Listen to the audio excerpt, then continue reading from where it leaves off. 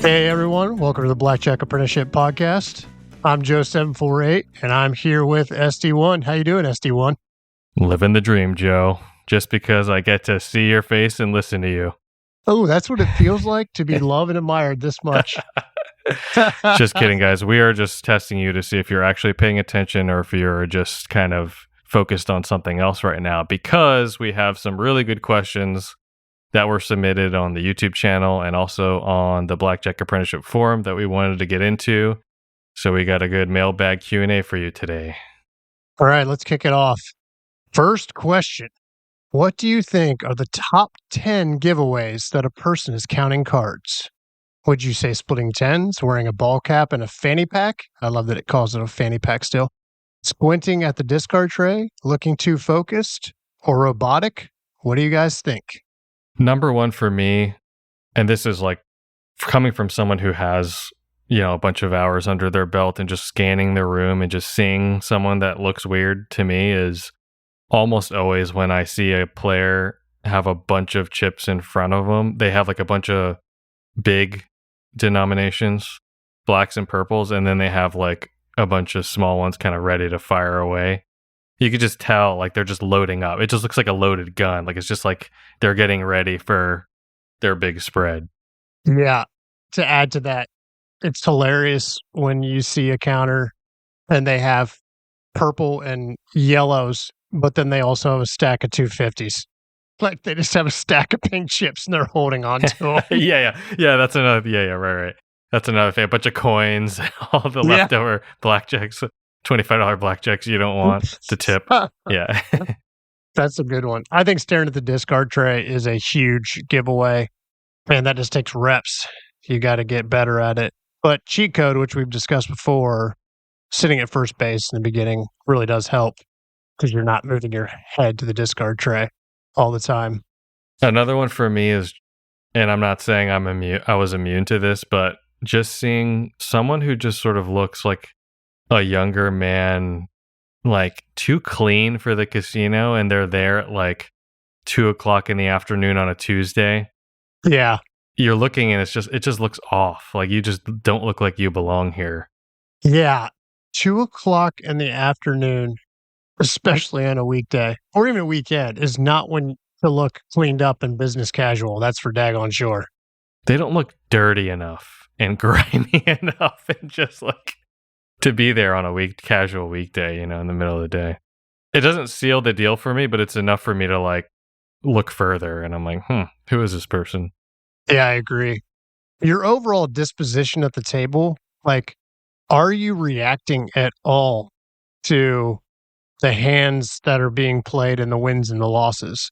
Or are you acting in reverse of what a normal person should be? So like, counts high and you expect the win.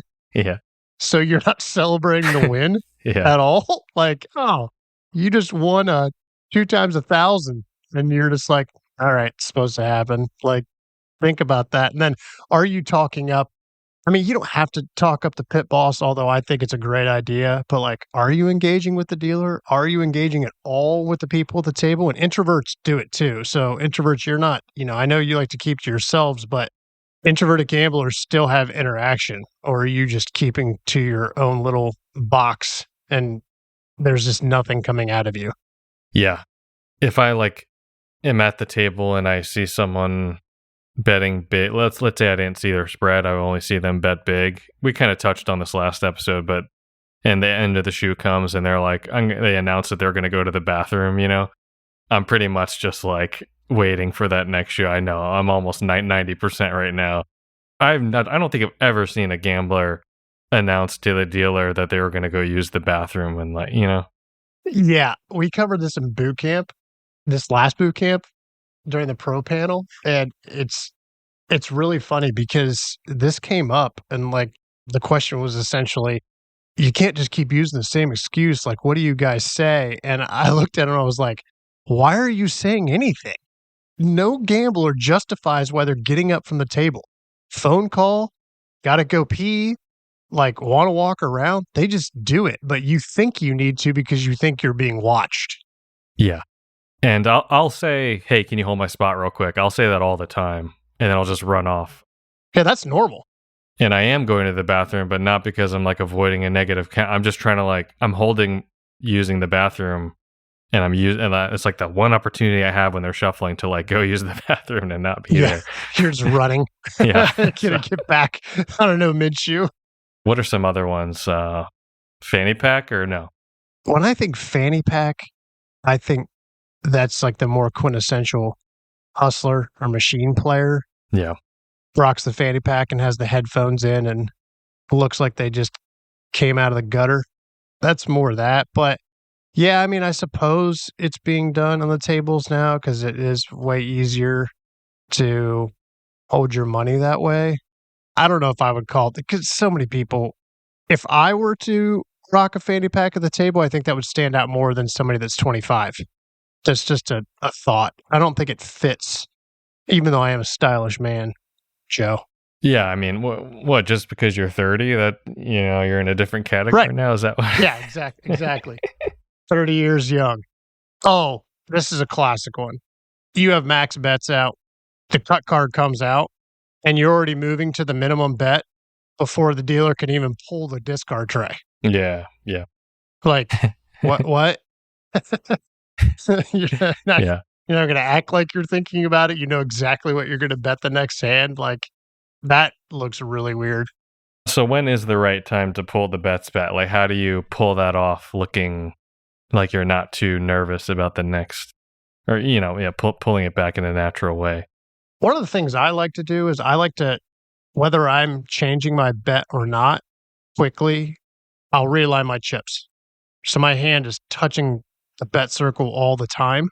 So, like for me, it's just like I'm constantly touching it. And if they're shuffling, I'll play with it, and then I'll grab it back, and then I'll just do very basic, like not chip tricks or anything. I don't advise that, but like I'll just play with them and drop them and whatever, and then start talking to the dealer, and then whenever the cut is done and she's getting ready to deal, that's when I'll put it out. So I just try to make it look as normal as possible, just screwing around with the chips constantly. You're like pointing off. Whoa, look, dealer, what's that? And then you switch it around. Yeah, just always kind of doing like this weird busy work on the table with the chips, just kind of a lot of motion. So it's not just like a quick grab and switch. Yeah, and the same thing for those of you that go from one hand to two hands. That always looks hilarious to me too. Like when the count jumps, because it's almost like you have it ready in front of you, which is a good thing. But like a lot of times it's you're pulling a $25 chip and then grabbing simultaneously $200 chips and putting them out. Or maybe it's even higher than that because the count jumped bigger. So the motion is so robotic. Grab the 25 chip out of the table or off the table, grab your two stacks, and simultaneously just go boom and put them out. Like that looks, it does not look like what a gambler does. Yeah, I mean, I think those are the major ones. I mean, eventually your spread gets you, but notice we didn't talk about your spread or splitting tens or whatever. Like if I'm an experienced surveillance person, I have you picked off way before you split tens. Yeah. Or a pip person. Those kind of things just stand out. Now, maybe the splitting tens or some of the other things confirm it, but they're on to you because of those kind of behaviors. For this next question, it's kind of more of like someone listed several, I guess, criticisms or questions in the form of criticisms about card counting in blackjack, which I definitely want to get into. And hopefully this can shed some light on some of the harder aspects of card counting and if it's going to be worth it for you, if it's the right fit for you. But I thought some of these were pretty interesting questions. The first one is, why would someone risk tens or hundreds of thousands of dollars to earn like a 1% edge return playing a perfect game for a 1% edge? Why would anyone in their right mind do that? This question kind of comes from an angle of like thinking like a gambler. They're almost asking themselves, is the juice worth the squeeze in terms of I'm putting this much out to only get this much back? per bet. So they're thinking about it the wrong way. When you put money in your 401k, are you thinking I'm firing thousands of dollars in here to hopefully get back 3 to 4%? Like, you don't think of it in that way. You think of it at the long run and compounding interest and the math doing what it does. That's what card counting is. So you need to flip your thinking in terms of that long run, but also you can't think of the actual bet and what you're risking. You have to think in terms of EV. So if you're playing and you're earning $500 an hour in EV, well, that's what you're earning regardless of the results. So you're firing bets every hour because you're earning $500 in EV. So you're winning. If you're playing perfect, you're winning. Yeah, and it's when you tell someone how much money you have to put up front as the bankroll, and then they hear how much you get back, at first it can seem kind of like, well, that seems like crazy to risk. You're risking your whole life savings to make an X amount. But I always think of this story that Anthony Curtis was talking about when he was talking to Penn Jillette on the plane. I always think about that story, and basically to summarize, Penn was asking sort of a similar question. It's like, why would I do card counting for 1% when I could put all my money in the stock market and get a 9% return every year? And the thing is, it's like, yeah, the 9% is much higher than 1%. But that 1%, you're doing that like hundreds and hundreds of rounds per hour, over hours and hours and hours. Like that's repeating over and over and over again. The 9% is just the 9% one time for the whole year. Yeah, annual return. So the card counting, even though it's only 1%, you're able to just hammer it just repeatedly over and over. I mean, yeah, there's big swings in between, but eventually it will come out to be what you expect it to be with the EV. Yeah, that's it. And to kind of expand on that a little bit, like there are other table game advantage, like hole carding, for example, where it could be a much higher percentage edge, but it's usually, sometimes it's a lot slower.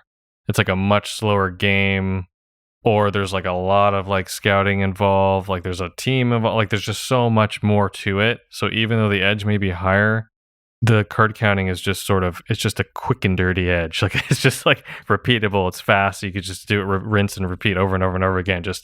And the only thing that's limiting you is your own kind of drive to want to keep going to the next place and playing. Which brings us to the second. I was going to say, and the next place has a game. If you're hole carding 99.999% of the time, the next place doesn't have a game. You're spending another 10 hours of flying to go to an area and just shopping around and trying to find the next game. And then you got to prep for it. And then it's quick and dirty. Like I'm not totally not saying that hole carding and other forms of it are not worth it. I'm totally not saying that at all. I'm just saying every advantage play has its pros and cons, and it's kind of up to you to decide which form of advantage play sort of fits your style, your bankroll size, your networking limitations, all that. Yeah. One more thing to add to that. So a lot of times people use the terminology, for some reason, card counting is like the base. I don't know. Well, I guess there is good reason for that. If you know to count cards, it opens up a whole lot of other things. But we say advanced advantage play. It's not advanced. It's just other advantage play. There's nothing more advanced about it. Matter of fact, some of the quote unquote advanced advantage plays are much easier than card counting. Yeah.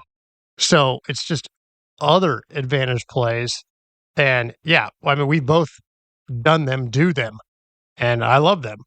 But yeah, to your point, we're not saying that they're not good or you shouldn't pursue them or whatever. But when it comes to being able to just go and crank EV, it is hard to beat card counting. Yeah.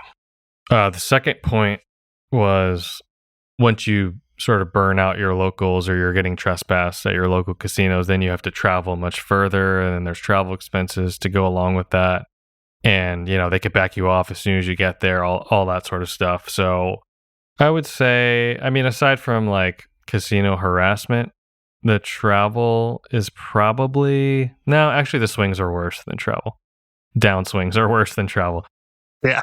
I wouldn't even say the travel is that much of a downside for me. It depends on I loved the traveling part of it when I was going full throttle, just being able to see all these parts of the country and going all these places and seeing friends I haven't seen for a long time. But if your job is if you're kind of locked to your day job and you can't travel that far on the weekends, then yeah, that would be a big hindrance. Or other situations like family, kids, you're taking care of somebody else, like that changes things. But if you can't handle card counting travel, I promise you can't handle travel for other advantage plays because it's way more. And you're not playing. At least the travel, you're getting some play time in with counting. But since we already talked about hole carding, JC Note and I have said this. It's, and we've heard it estimated anywhere from 4 to 6 hours of travel for every hour of play is probably around the hole carding one. You must be willing to pay 100% attention to the game 100% of the time. What are the benefits of the above? I guess they're saying, why do something? It's not going to be fun because you have to pay so much attention to it. And I guess it's just sort of like a bummer to have to work towards playing. Yeah. Because guess what? It's work. Come on, people. Yeah. It's not entertainment. You can't expect to have an edge without concentration or focused effort. It's just then everyone would be doing it at that point if that was the case. And then it wouldn't be as lucrative. You've talked about this before. I can't remember what you said, some to the point where like gambling is like completely ruined for you. Like there's just no way. It was just like I was a recreational red chipper before. I loved playing blackjack as a recreational gambler before I learned any of this stuff. And now it's just totally ruined. Like I can never, ever go to Atlantic City with my college buddies ever again and have fun in the same way that I did when I was, 21. It just will never happen. I did have an absolute ball on a dude's trip that we do on an annual basis to go see our favorite NFL football team. Sometimes we roll as deep as 20 guys, but I think that we're on year 26. But we were in Vegas because we pick a road game, and our team was playing in Vegas. And man, these guys, it became an ongoing joke because, as we've talked about before, nobody gives a crap that you're a professional gambler. Most people think it's weird. And if you're a dude, most of your friends will just make fun of you for it. And so ongoing jokes. And I said, I kept telling them, guys, don't play this single deck 6-5 game. Like stop playing 6-5. So the whole trip, it was just funny because it was like 6-5 bad. SD1 says 6-5 is bad. Don't play 6-5. And I'm like, right, guys, right. And then they said, well, will you play with us? And I don't know if I shared this story already, but it was the double deck game right next to it. That was a 3-2 game. I was like, yeah, if you play that one. And I did not listen, guys. I went on this. I'm not going to work. I hate even playing in Vegas to begin with at this point. I think we all do. The boot camp staff, like we stay far away from the games in the strip. But yeah. And I had an absolute ball because I had one friend like mimicking my bets, and I mean, I think I had $5,000 on me, and I could not resist at all. I knew I was like, I'm going to go bust, and I spread it 2 hands of 500 because the double deck count jumped up to like a true 3, and I was like, well, screw it, and got double blackjack the first time I raised, and my friends went apoplectic. He's a genius. Yeah, but it looked like a bunch of like drunk dudes in town wearing their team gear. They're in town. And, I think we played like 5 shoes and 0 heat at all. And I won. And then my one buddy that was raising his bets, he won more than I did. He was raising them higher than me. And he ended up winning. He had good variance and he bought us all steak dinner after that, which was also just fun and hilarious. Try explaining to your friends that that's not how it normally works. Yeah. Like I thought I was going to get obliterated. Then I was going to get way more jokes coming at me. Like, yeah, sure. You know what you're doing. That was a blast though. I will say that, but it wasn't the gambling aspect. It was like my dudes and like, that would be a table and laughing my butt off at them in terms of how they were acting And none of them are actual gamblers. So, like, this was a rare thing for them, too. So, that was pretty entertaining. And if I've shared that story before, guys, I'm sorry. As Joe has already said, I'm 30, I'm old, I'm losing my mind. Okay. Yackers asks, I'm curious if people like to repeat the current running count in their head or just think nothing when a 7 through 9 or cancel comes out. I've been trying both, and I'm not sure which is more prone to confusing myself.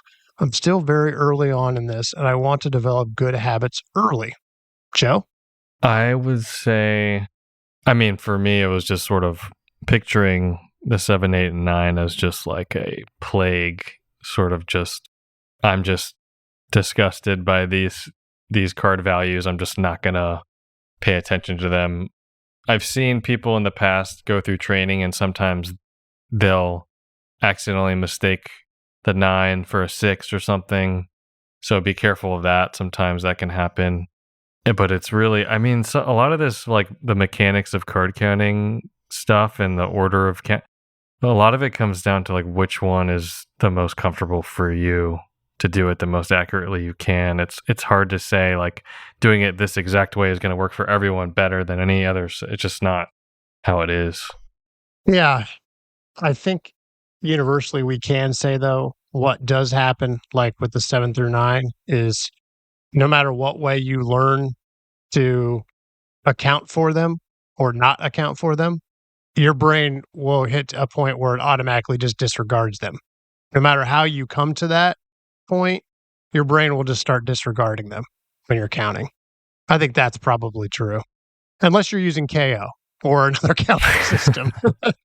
That's all different. But high-low, I think your brain just starts not seeing them.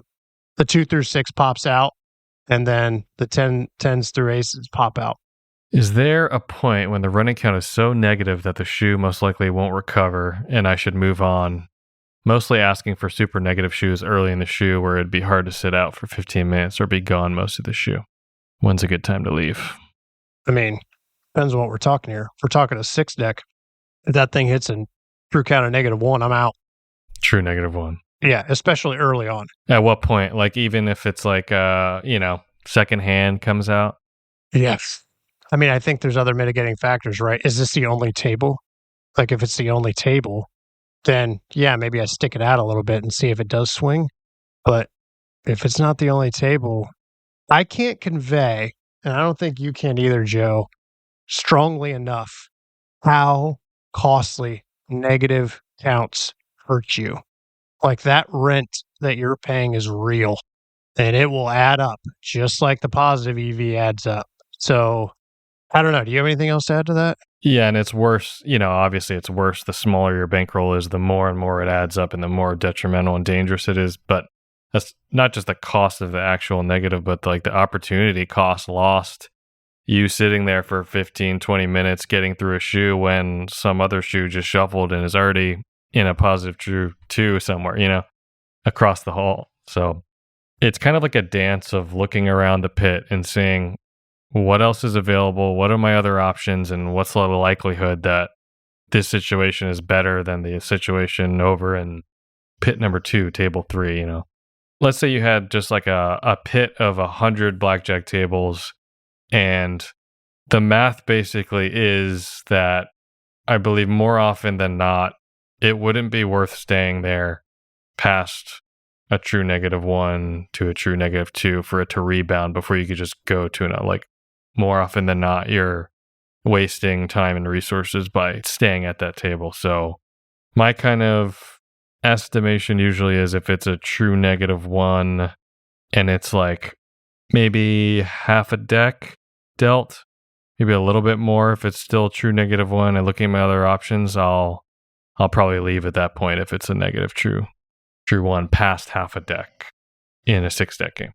Another thing I would say is don't hesitate to leave the negative because you think there's going to be heat on you leaving a negative. I feel like that happens a lot with new counters is they'll avoid wonging out because they think it's going to be a huge red flag to the casino, but your max is going to be way more of a red flag than the wonging out on a negative. Like when you first get there, like they don't care. For sure. Yeah. Like, if anything, they'll just be annoyed. They were always annoyed when you buy in chips, you play a few hands and you leave. For some reason, they just feel slighted in a weird way. I don't know why. Yeah, they also don't like when you don't color up and just bounce out. But you know what? That's true. That's probably what it is. Yeah. Who cares? For a basic strategy player, what is worse for your bankroll? 6-5 blackjack or continuous shuffle machine blackjack? 6-5. Yeah, by far. Yeah, not even close. Also, if you're just playing basic strategy, somebody did the math on this. I don't remember who it is, but it's actually better to play a continuous shuffle machine as just a basic strategy player than playing a normal shoe game. All you casino operators out there, don't listen to anything we're saying right now. Yeah. Well, it's better for the player. So why would you put those continuous shuffle machines out there, casinos? Oh, yeah, that's true. Actually, yeah. Subscribe to the channel, Blackjack Apprenticeship. Yeah. And it's because there's not one of the biggest restrictions for your average gambler is bankroll. Like, that's a restriction for an advantage player too. But like, when you're playing negative, like, can you handle the big swings? And you're going to have ebbs and flows of like really negative counts on a sustained six deck. Or with a continuous shuffle machine, you're constantly throwing those cards back in. You're not necessarily experiencing long lulls. The math works out that you'll have like essentially simulated in that way, but can't remember what the math was on it, but I remember somebody did the math on it, and it's like slightly better to play a continuous shuffle machine if you're a basic strategy player. Is there a region in the United States that you would say is most beginner friendly for counters? This could be because it's the least valuable to burn, or because it has good rules but low stakes, etc. That's a tough one to answer, Joe. I'll let you take it.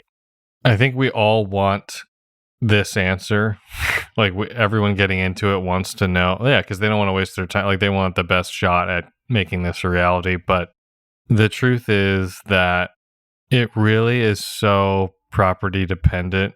There's not like this magical region that's just tolerant all around. It's going to be like one place in one state for 1 month, that's going to be super tolerant. And you just happen to be there at that one time where stars align and they let you get in 300 hours without even blinking. Like, you just don't know.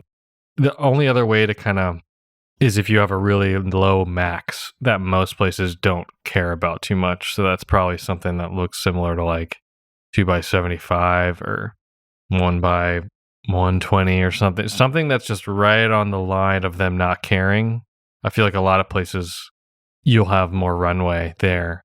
Yeah, it's always because it's always changing. Like Joe said, like, this could exist for a moment in time, and then that place becomes really sweaty, and then it flips to another place. Just understand it's always changing. This place did used to exist. This magic answer used to actually exist. It was called Colorado, where they had a table max of 100, and they gave absolutely 2 Fs about any card counting at all. People did eventually get backed off, but it was because the large amount of money that was on the books that they won. But it took a lot. They just didn't care. But now their limits are up, and now they care. Yep. Sorry, guys, those that didn't get the Colorado early days. But now it's more EV to play there, so it's good. How long should you wait before returning to a casino that backed you off? That answer varies so much by some people wait one shift, some people wait 2 weeks, some people wait a year. And also it's kind of one of these things where it's property dependent, what you can get away with, and you kind of have to make your best guess as what's not going to piss them off too much, basically. Yeah. I look at it as small market, big market. Like, you got backed off in Vegas. Some people are as aggressive as they'll go to another shift at the same casino. But generally speaking, if you play them the next week or in 2 weeks, you're fine until they back you off again, because they see so many people just coming through.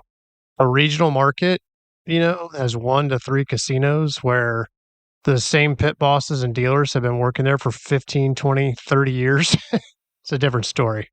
They need to forget you, and that's going to take some time a lot of times.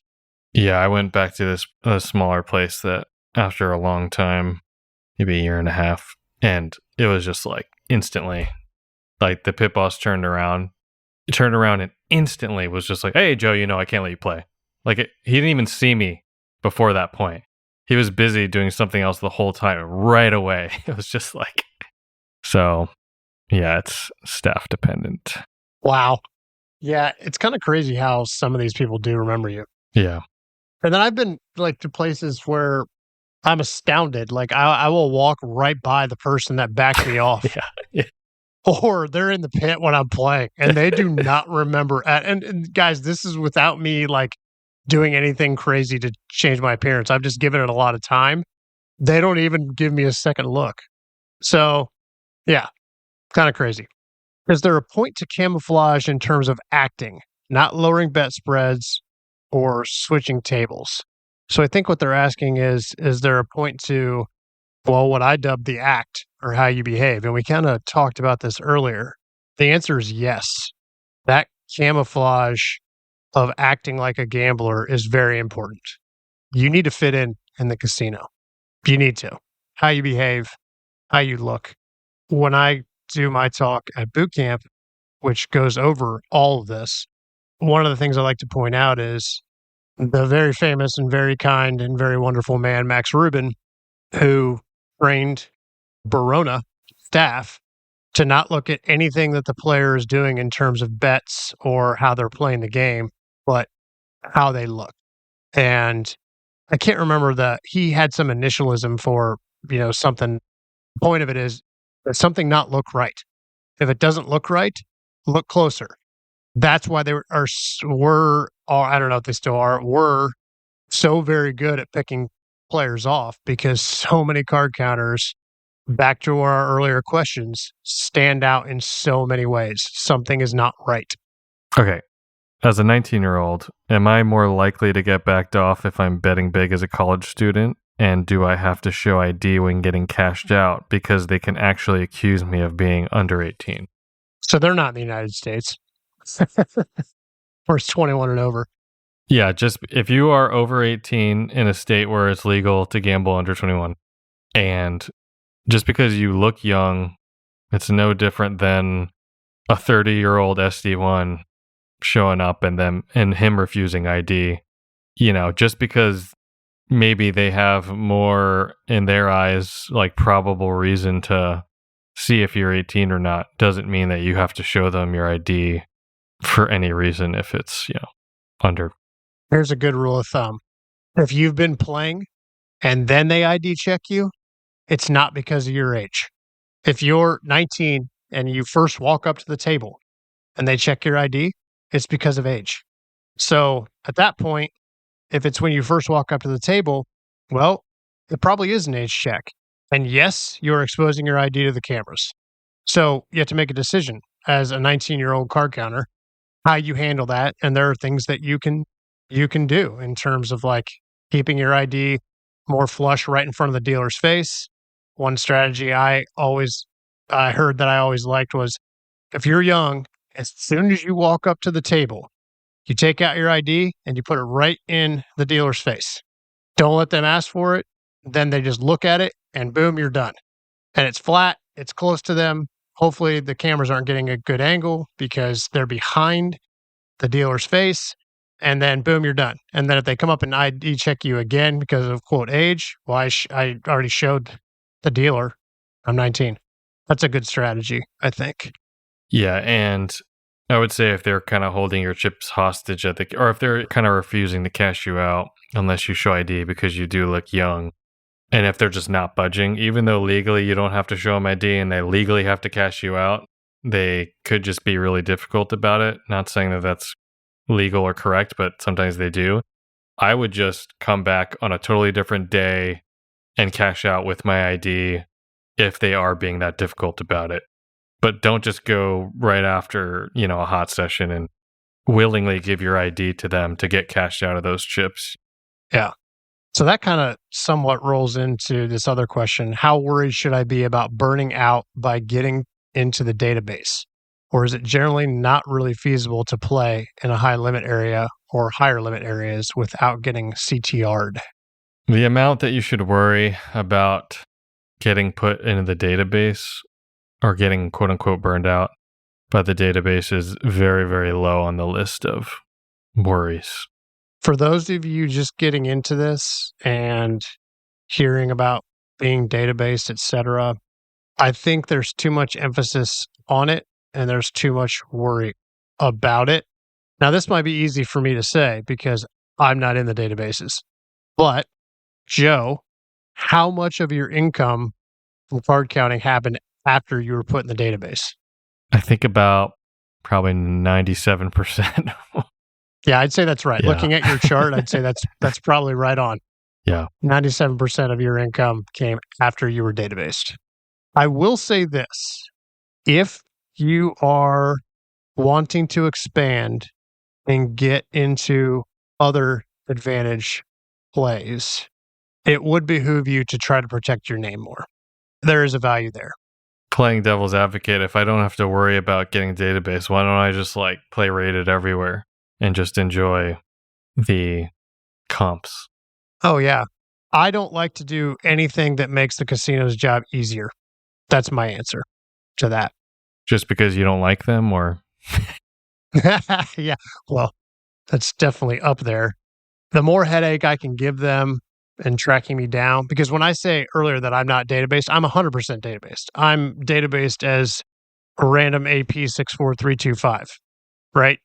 But that is a hell of a lot harder for them to find me than it is if they have my name, my address, my plate, my et cetera, et cetera, et cetera.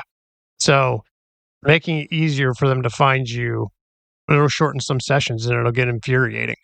But you will still find places, database, that you can just play forever. All right. Is 4 out of 6 deck penetration beatable?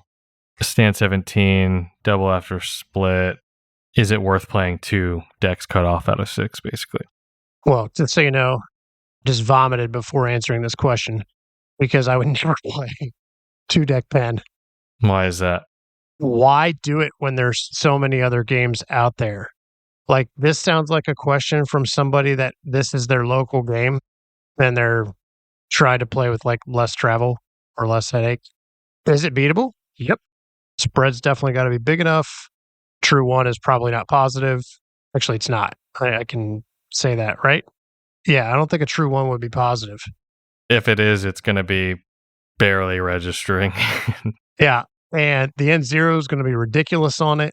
There's so many bad things about 2-deck pen. It's just gross. And it's also stupid on the casino's part. They're cutting their nose off to spite their face, losing so many rounds an hour doing that. I don't have anything else to add. Yes, it's beatable. So why are you playing that? Yeah. I think we've seen people fall into this trap, and not even just people who are just starting out that maybe don't have access to betting software or haven't used it yet, but I've seen even really experienced card counters fall into this trap of playing 2-deck cut off 6 games just because they're so tired and they're tired of getting backed off that they want to just camp at a place for a month. So then they end up playing this mediocre game and they're letting them play, but they're letting them play for a really good reason. The casino is letting that experience counterplay because they know how difficult it is to beat that game. And yeah, it's just going to be really, really tough. I was in Winnipeg, Canada once. And just so you guys know, Winnipeg might be the coldest place I've ever been in my life. And I go to the casino and I walk up to a blackjack table and this pit boss, I talked to him for 30 seconds and I guess he was just white American. This guy's a card counter. He just assumed it right away. To which he started going on about card counting and how they have such a great game and that they don't care about card counters and they just let them play because, if you can beat our game, you can beat our game. We welcome it, is what he said. European no-hole card, phenomenal rules with surrender, stand 17, and then I saw that cut card. 3 decks cut off. I'm yeah, no shit, you let anybody play this game. No card counter in the right mind would be playing your shitty game. I also just thought it was funny that like he just started talking up card counting because I was a white American. That was just funny. I'm like, we're in Canada. It's not like I'm in freaking Venezuela trying to play. It was just kind of weird. And I don't know. I don't think I walk into a casino and scream AP card counter. Do you, Joe? No, it's just, I mean, maybe he's seen The Last Casino one too many times, but there were Canadians in it. They were the Canadian ones. Yeah, they were Canucks. All right, so last question. We'll end on this. Is blackjack apprenticeship actually worth the money? If the sole purpose of blackjack apprenticeship is community and connection and finding places to play, please give a non-marketing answer. I like this question. Yeah, I do too. I don't even know what non-marketing answer means. Yeah, I mean, I'm just going to try to do this in the most non-marketing way as possible. But it's hard to not sound that way because I do think like the website is very good. Coming from I started with blackjack apprenticeship. Like I was just like a recreational gambler that turned into a professional card counter, and I like only used the website. I didn't use like hardly any other resources. But it's not just like about finding the community and using the casino map to find places to play with the reviews. Like there's way more to the website. Like we have a really good pro betting software, and I think the most valuable part of that is you can access it with your phone online. Like that is huge for people who've been out in the field and have been playing, hundreds of hours in the casino. Like back in the old days, I used to have to like go out to my car in the snow, in the winter, open up my laptop and whip out a Windows simulator on my Mac laptop and then fire up it's like you don't have to do that with BJA. You could just go to the bathroom and then whip out the pro betting software and figure, if something in the table changed or you want to try some other spread out with some weird thing that happened. I mean, that's currently right now my favorite feature on the website. Yeah, it is difficult to answer this question when you're us, but I can say this with 100% truth. Joe and I have the success that we have because of BJA. Full stop. And the most exciting thing is seeing the site evolve from where the training tools were really, really good when I started 10 or 11 years ago. Now they blow my mind. Like one example, I'll just give you guys. The old training suite, when you looked at the discard tray, it was essentially like a white block moving in size. Now the discard tray has been filmed with an individual card added to it all the way up. And it's really solid. And I've seen that in boot camps where deck estimation has gotten so much better and they're just training with the training suite, not even real cards. Now, I still say train with real cards. It's really important. But like, that's one example. The tools, they're just unmatched. And there's just nothing else out there. Like you'll hear it said, well, you can read about it or there's free stuff that you can get that you can learn to count cards. That's true. But you will not get as proficient doing it that way. And you will not get as proficient as fast as you will using BJA's tools. Then after you're done training, the tools don't stop. Like what Joe said, the pro betting software is really solid and always being improved on. And Casino 411 is an excellent source of intel that is completely being crowd managed, like people contributing. The community is a big part of it, sure. And I don't want to underplay that. But as a whole, paying a very measly annual membership fee for a base BJA membership, my God, it is so worth it, in my opinion.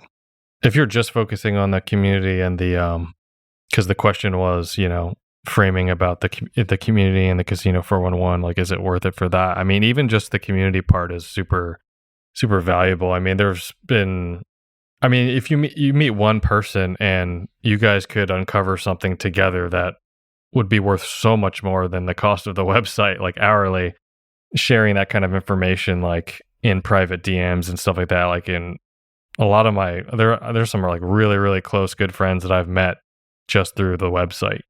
And because it's this one weird place where all these psychos who are obsessed about card counting and blackjack can get together in a safe space, who are encouraging. Like I think that's the one thing also that I most like about the website is like the people who are involved, who are in the community, on the forum. Everyone's like helping each other out. No one's shit talking anyone. No one's like denying reality about people's results, saying, no, it's impossible. You can't do that, or this isn't true. Like everyone is just encouraging and helping out others. Yeah. And I have a story that actually just happened yesterday to me. So in my local market, as you guys would probably know or think, I know my local market really, really well. And sometimes that can be a detriment because I know it so well. I make the assumption sometimes that things are kind of like static when I don't think about other markets as static at all. And a BJA member actually pointed something out to me in my own local market that blew my mind. That is as a change. And it's going to be very valuable to me. So that right there, and when I say this, I mean thousands upon thousands of dollars in value. So that was just a community thing. And shame on me. So I'm going to also real quick play devil's advocate on the anti-BJA side real quick. So let's take it past training. So let's say I'm trained up. I haven't gotten a test out by a pro, but I think I'm probably good enough. I've spent enough hours, practicing at home with whatever software I found for free online. Then I'm getting to the point of, okay, well, you need betting software. That is non-negotiable. Like, you cannot do this without betting software. And if you do it without betting software, if you're just blindly winging a bet spread that you think is good enough, there's going to be a time where a slight change in deck pen or this rule or that rule is going to negate any of the value that, like, it's just so you have to get betting software. That's one thing. So let's say like I have the betting software, but I don't have any of the other parts, like the community, the casino 411, like all that stuff. I just think it would be very unlikely that counter would make as much hourly EV as someone who is part of the site and has all those resources behind them, like all that information, all those other like networks and connections. And it just seems unlikely that person would exceed the hourly of a BJA member. I don't know. That's just my guess. I agree. And just so you guys know, I feel like I have to put this qualifier out. Joe and I, as you hear from us a lot, we have zero ownership interest in BJA. Yeah. Like, that's... We don't own this. Colin owns this. Yeah. We started out training on BJA. Some of us went bust and had to learn a hard lesson before they got all the tools from BJA. Yeah, that was me. We trained up. We went to boot camp. Boot camp blew our minds, made us even better, and started crushing casinos, and then also going through the fun roller coaster ride of emotion of downswings and what have you. And then got to the point where we were just really solid, and Colin was like, hey, I think you have something to add to the community. Do you want to start teaching at boot camps? And then the opportunity to be on podcasts and help the community out, which we love to do. So we're here doing that because we love it. Not because we own BJA, because we don't. Yeah. So I just feel like that needs to be said because I think a lot of assumptions are made sometimes. Like, oh, of course, Joe748's got a testimonial on the website. Like, he does the podcast. Well, yeah, that's because your testimonial is real. Like, BJA made you who you are as a player, and the community was a part of that. So that's it, guys. So what we're saying is you're an idiot if you don't sign up. Not saying that over here. I'm just saying we love talking to members. We love helping out new card counters because I think when we were getting into it and we were so excited about it, and then once we became pro, it was like we wanted to share this with our friends and family, but guess what? They don't care. So we are more than thrilled to like help you guys out and talk about this and spread this knowledge and hopefully, pass something on to you guys because we had help too. Like we totally had help from other pros getting into this. So yeah, we're just doing the old pay it forward. Joe is a pro that helped me out. You were one of the pros that helped me out in a big way. We're just glad someone's even listening to us at this point. That's all it is. Yeah. At least we think people are listening. Yeah, maybe. All right, guys, with that being said, I'm SD1. Thank you for listening to the podcast. And I'm Joe748. Hope you have a great day, guys.